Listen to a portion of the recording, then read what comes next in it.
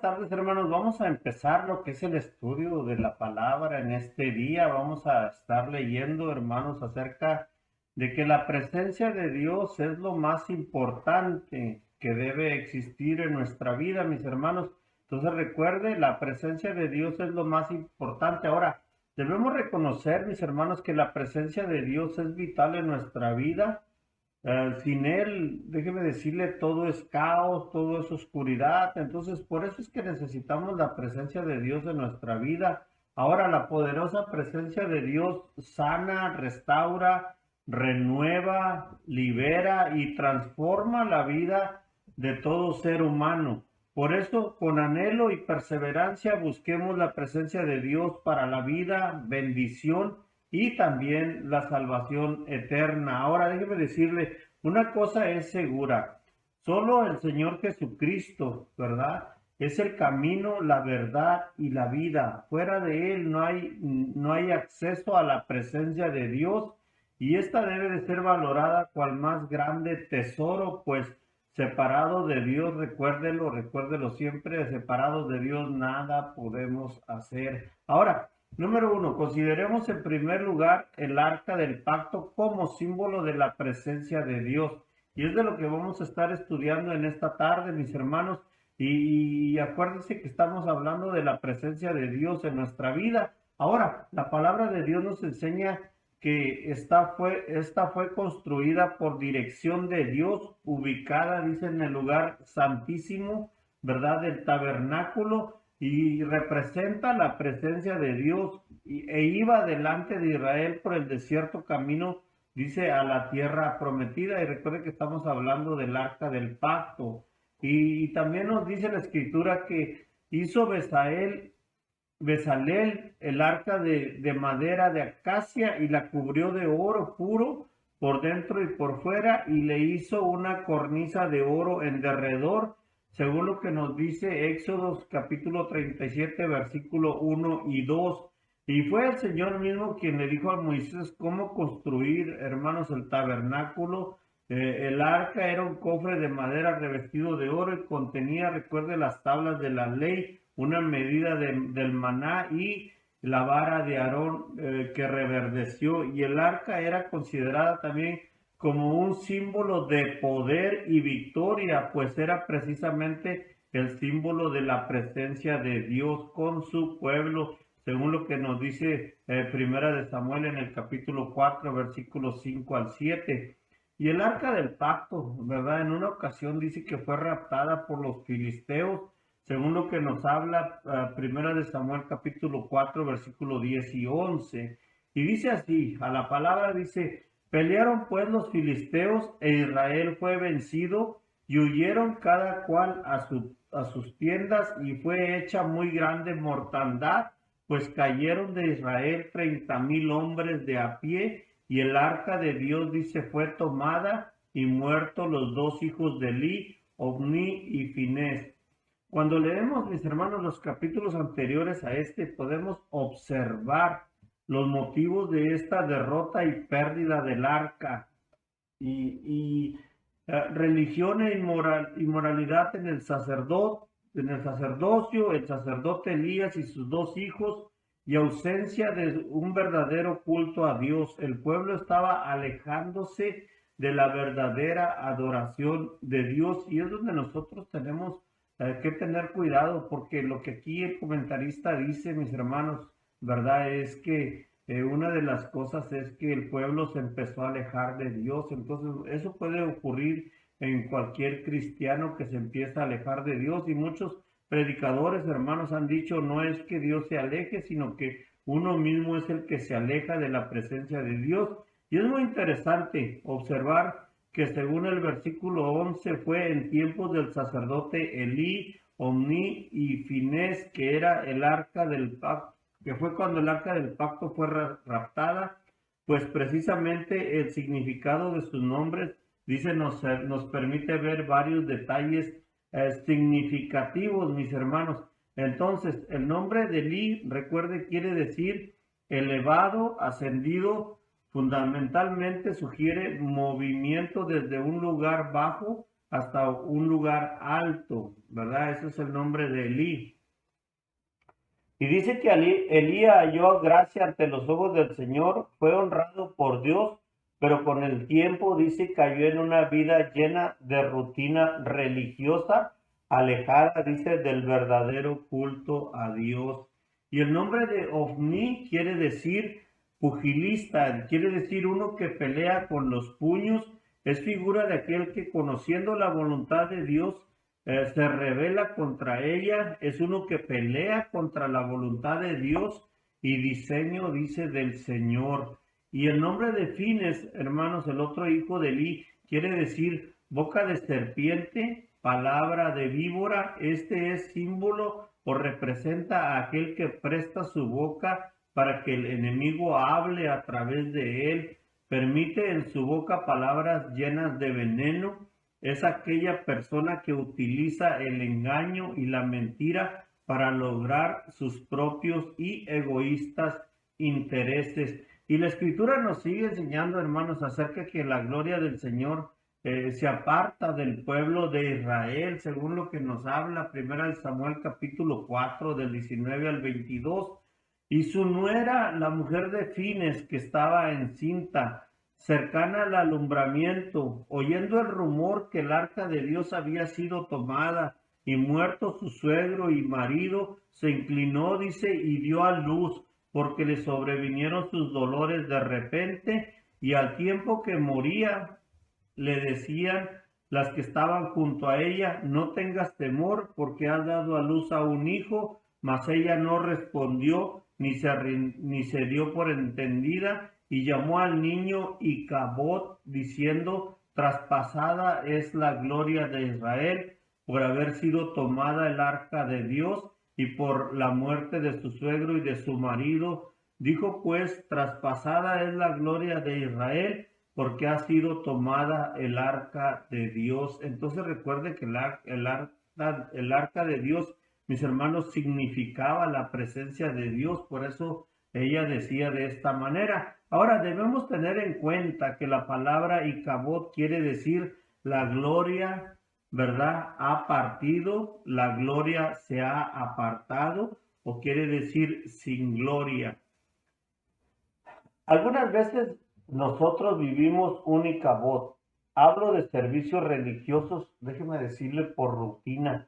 Y eso es cuando muchas veces como cristiano se va al templo y no se va buscando la presencia de Dios, sino que vamos por rutina al templo. Entonces puede ir a entrar lo que dice aquí el comentarista, que vivimos un Icabod, ¿verdad? Hablando de los servicios religiosos como una rutina. Ahora, puede haber oraciones religiosas repetidas, servicios a Dios fingidos y no genuinos, motivos egoístas y carnales, deshonestidad en el corazón, pero con palabras no sinceras en nuestros labios, entre otras cosas. Recordemos, mis hermanos, que nuestro Señor Jesús dijo en una ocasión, con sus labios me honran, pero su corazón está lejos de mí, según lo que se encuentra en Mateo capítulo 15, versículo 11. Y es interesante considerar aquí que en la sinagoga en tiempos de Jesús dice que a veces hasta se besaba el rollo de la ley antes de ser leído,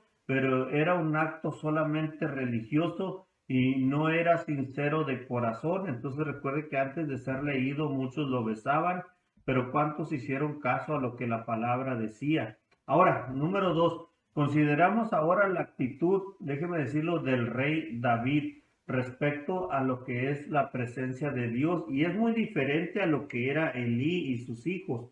Una de las cosas es que podemos ver que el rey David consideraba, ¿verdad?, con respeto la presencia de Dios, y como podemos ver durante el reinado de Saúl, el arca no fue una prioridad en su gobierno, lo que nos permite concluir que la presencia de Dios no era un aspecto fundamental en la vida del rey Saúl. Como podemos ver en la palabra de Dios, Saúl es elegido rey y reinó por 40 años, y durante todo su reinado dice que no mostró interés por el arca del Señor, no se preocupó por restaurar la gloria de Dios, ¿verdad? la cual previamente se había perdido. Y es que en realidad, recuérdenlo mis hermanos, que Saúl no le ponía interés a lo que era el arca del pacto, sino todo lo contrario.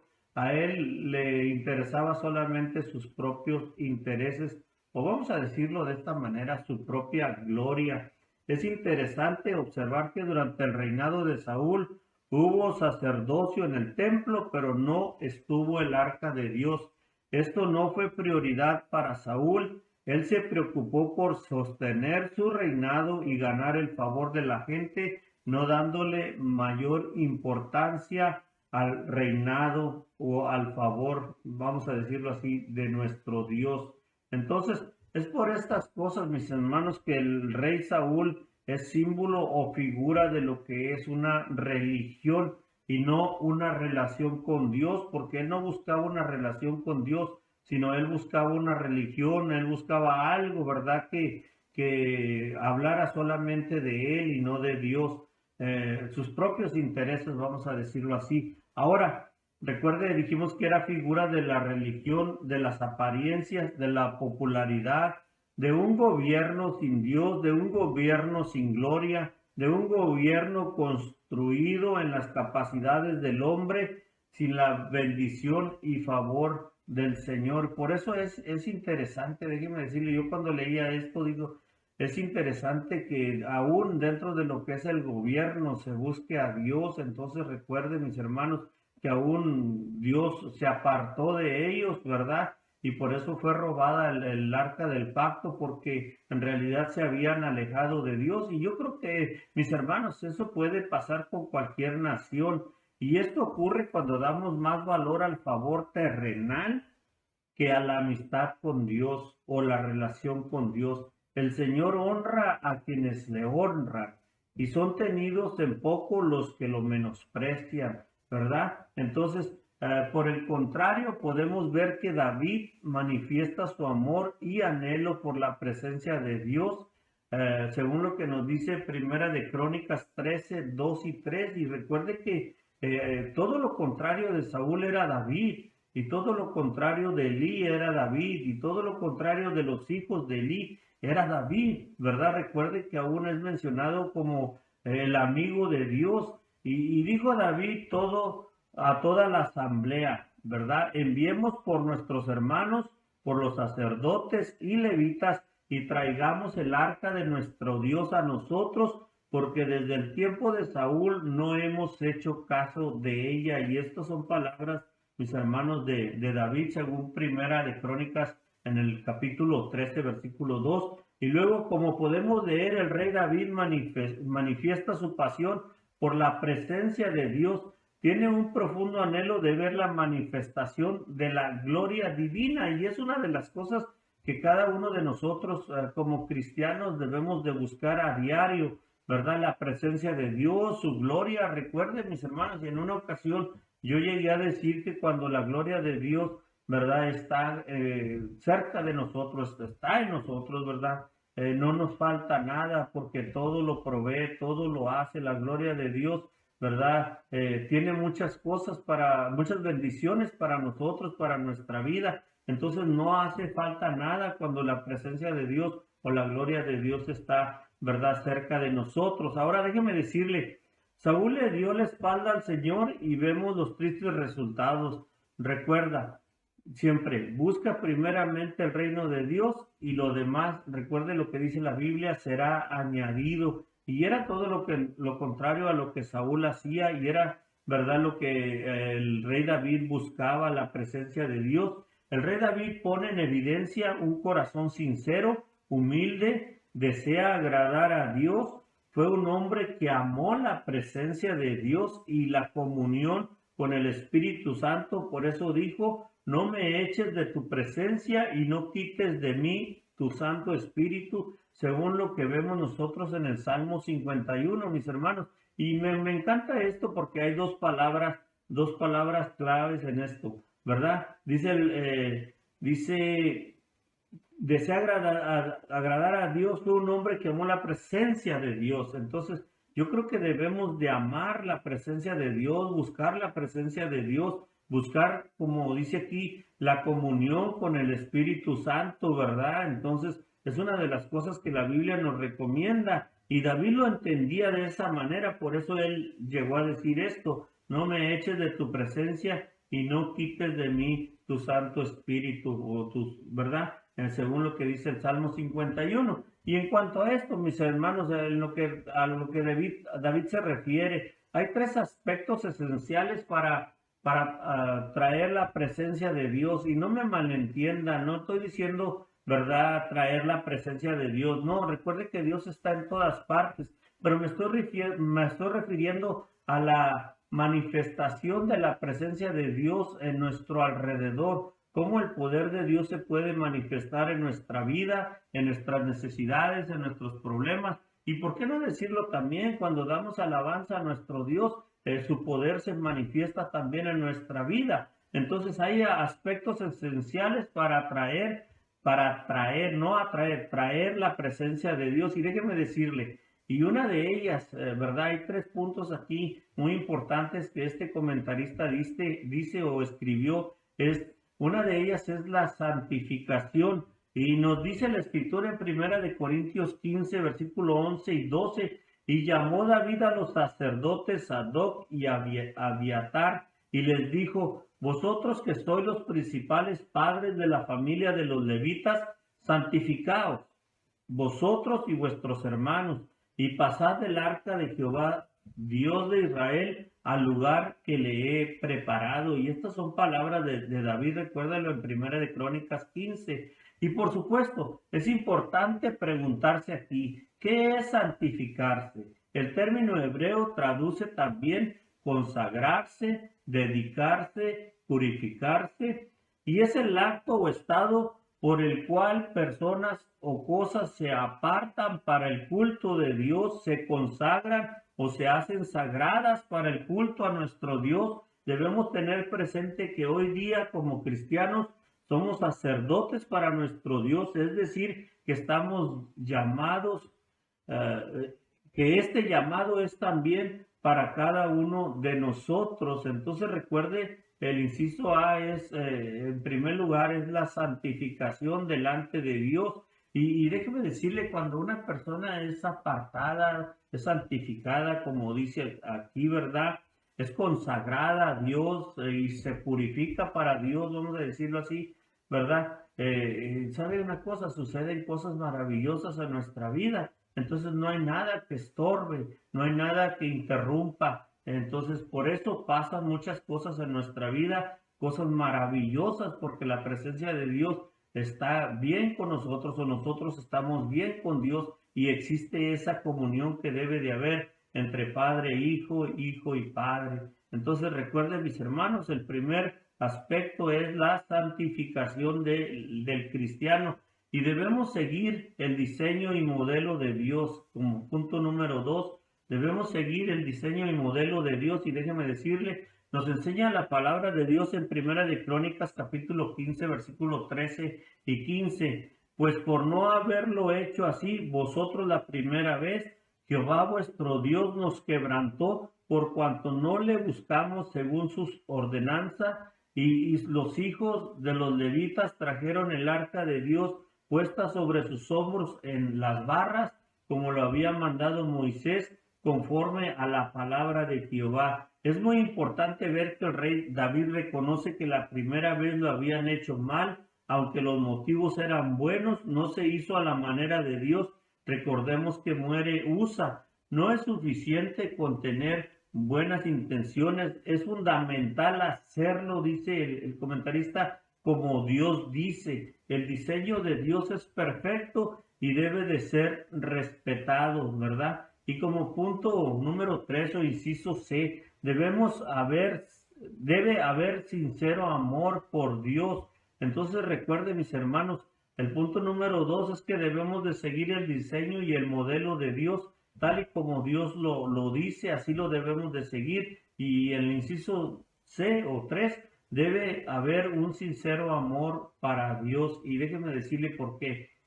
Es importante recordar aquí que el nombre David quiere decir amado, querido, elegido de Dios, y también uno que ama. David amaba a Dios y sin duda es imposible alcanzar y vivir la presencia de Dios sin pasión por Él. Y una de las cosas es que es interesante recordar aquí que el Señor Jesús le dijo a la iglesia que estaba en Éfeso: tengo contra ti que has dejado, dice, tu primer amor o amor del principio. Para terminar, mis hermanos, recuerda, la presencia de Dios es fundamental en todo tiempo, y me llama mucho aquí la atención, mis hermanos, que Jesús le dice a la iglesia: tengo algo contra ti que has dejado tu primer amor. Entonces recuerde que debe haber sincero amor por Dios. Son tres puntos muy interesantes que hemos visto nosotros en esta tarde. Y recuérdelo, yo dije ya para terminar, espero que haya sido entendido, y quiero terminar con lo que dice Habacuc, capítulo 3, versículos 17 y 18, donde dice: aunque la higuera no florezca, ni en las vides haya fruto, aunque falte el producto del olivo, y los labrados no den su producto, y las ovejas sean quitadas de su redil, con todo yo me alegré en el Señor y me gozaré en el Dios de mi salvación. La presencia de Dios cambia nuestra perspectiva de toda situación. Entonces recuerde que es bien interesante, mis hermanos. Y este estudio, mis hermanos, yo lo agarré, déjeme decirle, de un lugar que se llama Estudios y Sermones. Entonces me gustó mucho cómo lo explica, porque primero pone la situación de Elí y sus hijos, luego habla de Saúl, cómo Saúl se olvidó de Dios, aún aunque reinó esos 40 años, poco a poco, déjeme decirle, en su vida fue olvidándose de Dios, y todo lo contrario a lo que David hizo. Yo creo que con cada día que pasaba, David amaba más y más a nuestro Dios. Entonces recuerde que hay situaciones diferentes en cuanto a la relación de Dios, aunque debe de ser una: amar a Dios, ¿verdad? Respetar sus estatutos, ¿verdad? Y confiar nuestra vida a Dios en totalidad, vamos a decirlo así de esta manera. Pero lo que David nos enseña es algo grande. Él mandó a los sacerdotes santificarse, él mandó a todos, trajo a los levitas y volvió a tener esa nueva relación con Dios, vamos a decirlo, trayendo el arca del pacto. Y mis hermanos, la relación con Dios se restableció de esa manera con el pueblo. Y esto es interesante, y voy a terminar con esto. En la vida de muchas personas, mis hermanos, eso es lo que pasa. Se pierde la relación que tienen con Dios. Entonces no buscan a Dios como deben de buscarlo, y Dios quita su protección, Dios quita su cuidado, como pasó con Israel. Y recuérdelo, cuando nosotros tenemos una buena relación o buscamos tener una buena relación con Dios y tratamos de santificarnos, déjeme decirle, como siempre lo he dicho, cosas maravillosas pasan en nuestra vida. Pero cuando no, recuerde que Dios honra al que lo busca, pero desecha al que lo rechaza. Entonces, mis hermanos, con esto termino. Vamos a orar a nuestro Dios y de esa manera estaremos despedidos. Y recuerde que después de esto tendremos algunos anuncios, no se vaya. Entonces vamos a orar a nuestro Dios y le decimos: gracias, Padre, por el cuidado que tú tienes de nosotros. Gracias por esa relación, Padre, que podemos tener contigo. Gracias por tu Hijo Jesucristo, Señor. Y Padre, no permitas que caigamos, Señor, como los ejemplos que hemos leído, Señor, sino todo lo contrario, que como David te buscó, así seamos cada uno de nosotros, que a diario podamos contar con tu presencia, que a diario busquemos tu presencia, Señor, y podamos tener esa comunión contigo. Gracias, Padre, por tu palabra. Bendice a aquel que nos oye donde quiera que se encuentre, Señor, y rogamos, Padre, para que tu palabra sea de edificación en esta tarde. Alabamos tu nombre y oramos a ti en Cristo Jesús. Amén. Mis hermanos, Dios les bendiga. Gracias por la atención, ¿verdad?, que han puesto, y gracias por el estudio de la palabra. Gracias a nuestro Dios. Recuerden, le esperamos el próximo miércoles, si es la voluntad de Dios, y los esperamos el culto el domingo en la mañana a las 9:30. Hasta pronto, mis hermanos. Dios les bendiga y cuídense mucho.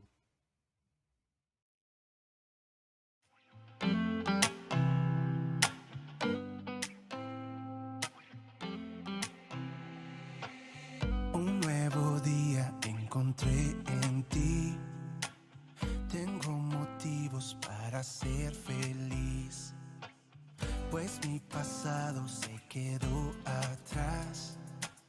Tengo razones para celebrar. Yo te seguiré, no me detendré y no callaré lo que has hecho